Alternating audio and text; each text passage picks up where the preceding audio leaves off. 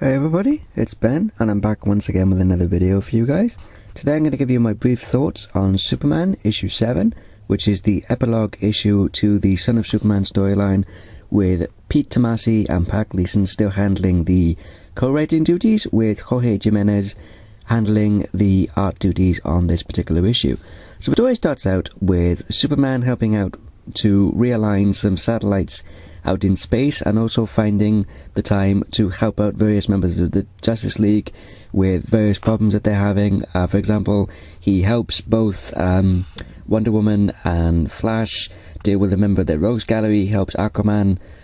deal with an issue under the sea, and then he actually has some fun interplay with Batman, where Batman actually says, "I don't recall asking for your help," and Superman just turns around and says, "Well, I'm here now anyway, and I figured I could just help you out." And then he decides to, on his return to his home, actually decides to take out Lois and John to the last night of the Hamilton County Fair, and he actually promises no superhero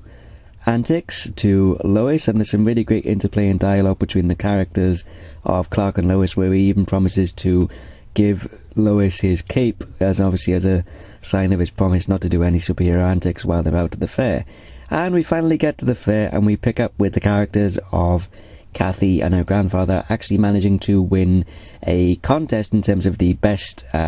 livestock at the fair, and also celebrating with I imagine a cone or a cup, if you would, of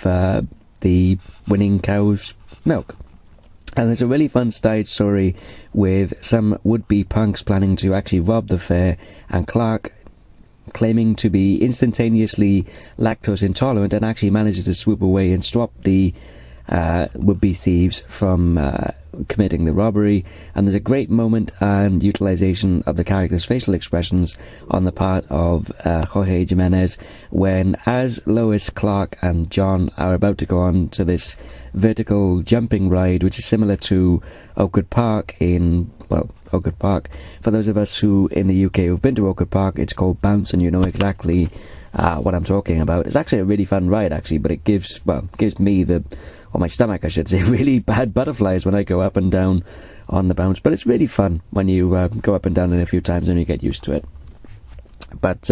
anyway, Clark actually sort of sits there with kind of a guilty grin on his face, and then John sort of clocks onto what his dad's been up to while claiming to be instantaneously lactose intolerant, and Lois just sort of looks at him with sort of an accusation on her face, and then an outright sort of look of outrage when they get to the top of the ride, and Clark and John in unison shout "up and away," and then Lois just turns around and shouts "I knew it," when she finally realizes that Clark momentarily kind of broke his promise and went off to do some superhero antics and stop the would-be robbers from robbing the fair, and at the same time managing to obviously get back into his civilian guise and then join his family on the bounce-like ride at the end of the issue in the fair.